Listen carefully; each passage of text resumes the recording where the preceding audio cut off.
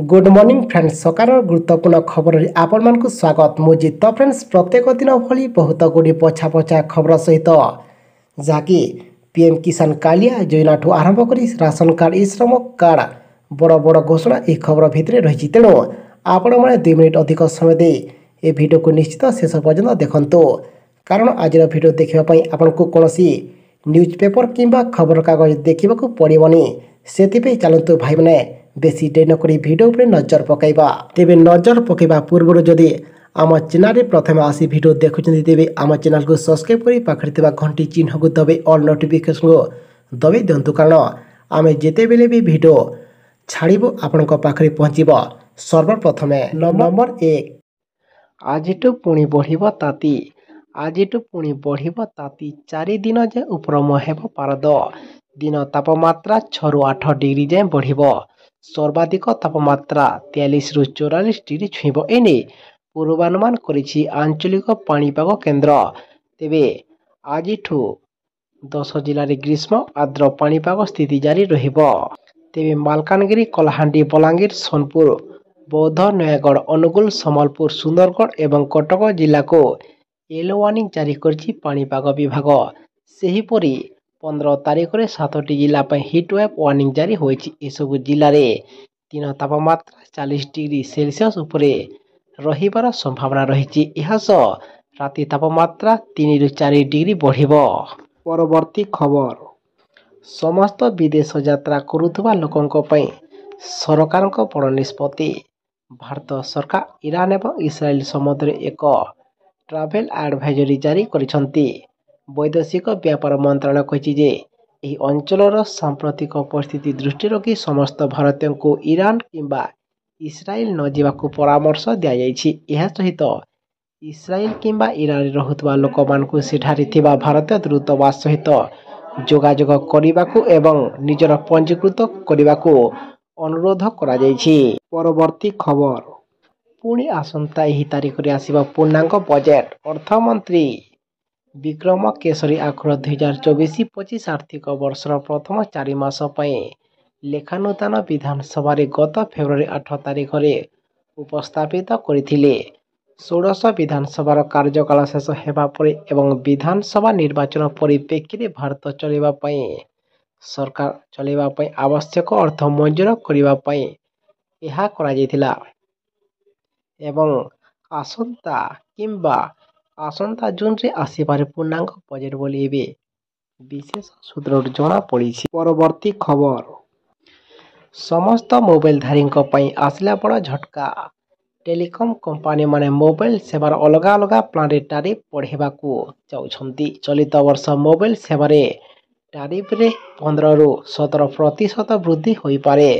अन्यपटे जियो एवं एयरटेल निज प्रीमियम उपभोक्ता को देउथबा अनलिमिटेड डाटा बंद करिपारंती किंतु एक्सपर्ट को सूचना अनुसार मोबाइल फोन सेवा 20% महंगा हो पारे तेबे 4G तुलन में 5G सेवा 5 ରୁ 10% पर्यंत अधिक चार्ज आदाय करा जाय पारे। परवर्ती खबर पुणी बढ़िब दरमा कर्मचारी खुशी खबर आणुछंती सरकार लक्ष लक्ष कर्मचारी आसीची खुशी खबर कर्मचारी सरकार सबुबले अनेक सुविधा आणुछंती किंतु वर्तमान जो सुविधा आनिबा को जाउछंती था अनेक कर्मचारी बहुत लाभदायक हेब। कर्मचारी भविष्य नीति संगठन बा ईपीएफओ अधीन रे सामाजिक सुरक्षार परिसर बढ़ावा को सरकार योजना करुछंती। एही योजना अधीन रे पीएफ अकाउंट योगदान सर्वनिम्न वेतन सीमा अर्थात मौलिक दरमा 15,000 टंका रू 21,000 टंका को वृद्धि करा जाय पारिबो। यार अर्थ हेउची अधिक टंका पीएफ एवं पेंशन अकाउंट को जीव। परवर्ती खबर समस्त +2 पिलांको पई आसिबा नुआ नियम +2 द्वितीय वर्ष तथा द्वादश श्रेणी फॉर्म पूरण प्रक्रिया को बाद दिया एने +2 परिषद एवं गण शिक्षा विभाग पक्षर रणकौशल प्रस्तुत कर खूब शीघ्र ए संपर्क में चूड़ांत निष्पत्ति ग्रहण कर जना पड़ी। तेबे परीक्षा पाखरे थिबार ए संपर्क में समाधान करने लगी कौन से उपाय कॉलेज कर्तृपक्ष किंबा +2 परिषद कर्तृपक्ष पाखरे भी न थाए तेणु एपरी समस्यार समाधान लगी व्यवस्था परिवर्तन करने को प्रयास करा जायछि।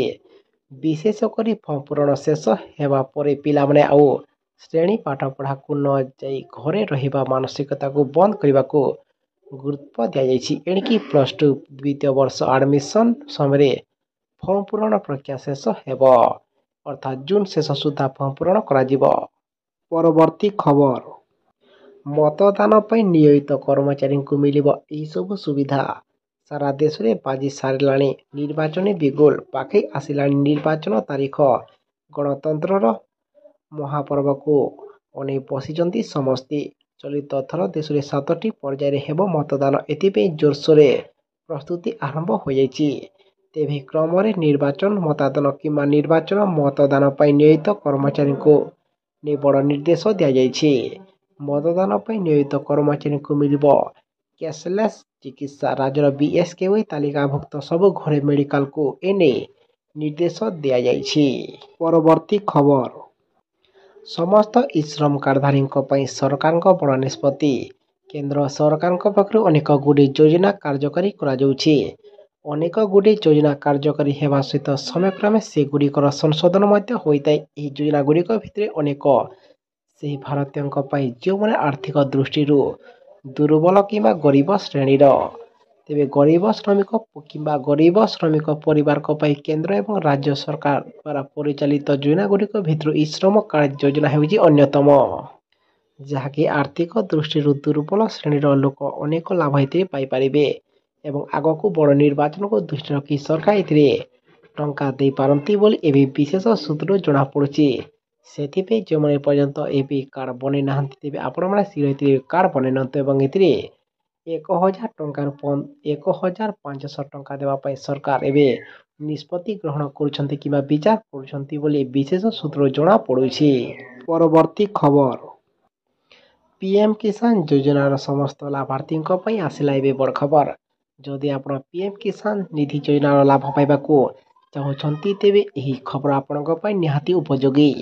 କୃଷକ ଭାଇମାନଙ୍କୁ ଆର୍ଥିକ ସହାୟତା ଯୋଗାଇବା ପାଇଁ ଏହି ଯୋଜନା ଆରମ୍ଭ ହୋଇଥିଲା। ଏହି ଯୋଜନା ମାଧ୍ୟମରେ ବାର୍ଷିକ 6,000 ଟଙ୍କା କୃଷକଙ୍କ ଆକାଉଣ୍ଟକୁ ସ୍ଥାନାନ୍ତର କରାଯାଇଛି।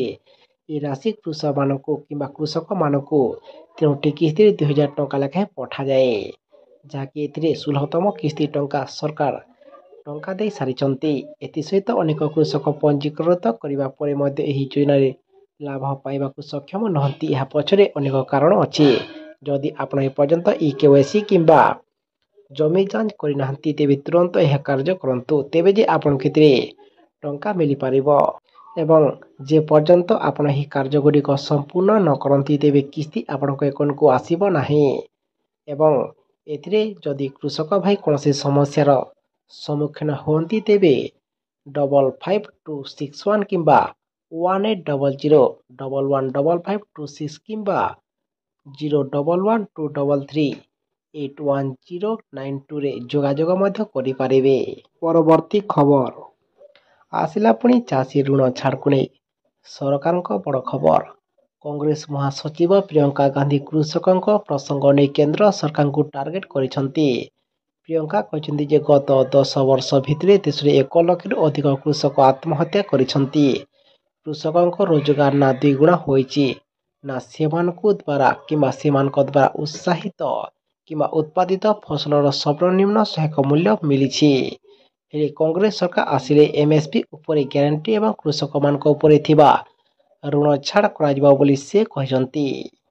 ଏବଂ ଏହି କ୍ରମରେ ସବୁ ରାଜନୈତିକ ଦଳ ସେମାନଙ୍କ ଘୋଷଣାପତ୍ରରେ କୃଷକମାନଙ୍କୁ ବଡ଼ ବଡ଼ ପ୍ରତିଶ୍ରୁତି ଦେବାରେ ଲାଗିଛନ୍ତି। ଏହି କ୍ରମରେ ଦେଶର କୃଷକମାନଙ୍କ ପାଇଁ 2 ପ୍ରମୁଖ ଗ୍ୟାରେଣ୍ଟି ଘୋଷଣା କରିଛି କଂଗ୍ରେସ।